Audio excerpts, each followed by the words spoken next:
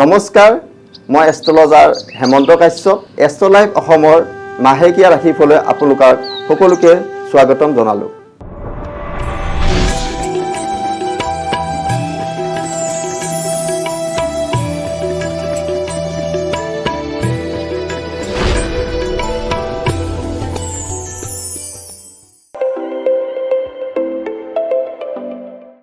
এইবাৰ আহিলোঁ মই বৃশ্চিক ৰাশি লোকসকলৰ মাজলৈ। বৃশ্চিক ৰাশি লোকসকলৰ এই মাহত শুভ ফল মই প্ৰদান দেখা পাই আছোঁ। মই প্ৰথমে কৈছোঁ যে 7টা ৰাশিৰ শুভ ফল আৰু 5টা ৰাশিৰ অশুভ ফল। তাৰ মাজত এইবাৰ বৃশ্চিক ৰাশিৰো শুভ ফল প্ৰদান আছে। যিহেতু 1 জুন 11 জেঠ ৰাতিৰ ঘণ্টা 1:50 সময়ৰ পিছত বৃহস্পতি গুৰু কৰ্কট ৰাশিলৈ সঞ্চাৰ হ'ব। সঞ্চাৰ হোৱাৰ ফলত বৃশ্চিক ৰাশিৰ যিসকল জাতক জাতিকা তেওঁলোকৰ মাজত এটা সৌভাগ্য উদয় হ'ব। তেওঁলোকে এই মাহত সুনাম অৰ্জন কৰিব। সকলো দিশৰ ফালৰ পৰাই তেওঁলোকৰ মাজত এটা সৌভাগ্য উদয় হ'ব। এই মাহত তেওঁলোকৰ ভাগ্যস্থানখন খুব উন্নত হ'ব। শিক্ষাৰ্থীসকলৰো এই মাহত ভাগ্যস্থান উন্নতি হ'ব। যিসকলে কৰ্ম কৰি আছে, কৰ্ম কৰা লোকসকলৰ মাজতো এই মাহত ভাগ্য উদয় হ'ব। ব্যৱসায়ীসকলৰ এই মাহত নতুন ব্যৱসায় আহিব পাৰে আৰু ভাগ্য উদয় হ'ব পাৰে।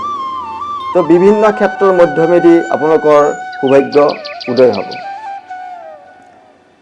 বৃশ্চিক ৰাশিৰ লোকসকলৰ যদি শনিৰ দশা বা অন্তৰ্দশা চলি আছে, তেওঁলোকে 30 জেঠ দেওবাৰ 14 জুন দিনৰ সময় 12:20 পৰা পিছদিনাখন 8:24 গ্ৰহৰাজ শনিদেৱৰ জন্ম জয়ন্তী।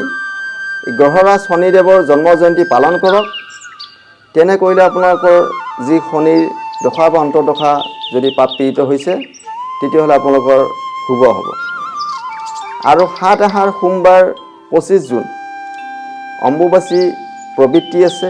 সময় দিনৰ ঘণ্টা 12:10 আৰু নিবৃত্তি হ'ব 10 আহাৰ বৃহস্পতিবাৰ 25 জুন।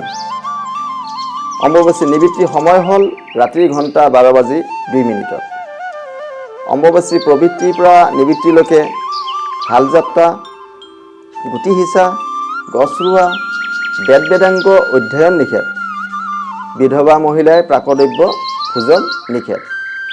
অম্বুবাচী প্ৰবৃত্তিৰ পৰা নিবৃত্তিলৈকে যদি সৰ্পভয় আছে, তে কেঁচা গাখীৰ সেৱন কৰিব। তেনে কৰিলে সৰ্পভয় দুখ নিবাৰণ হ'ব। আৰু 14 আহাৰ সোমবাৰ 29 জুন পূৰ্ণিমা আছে।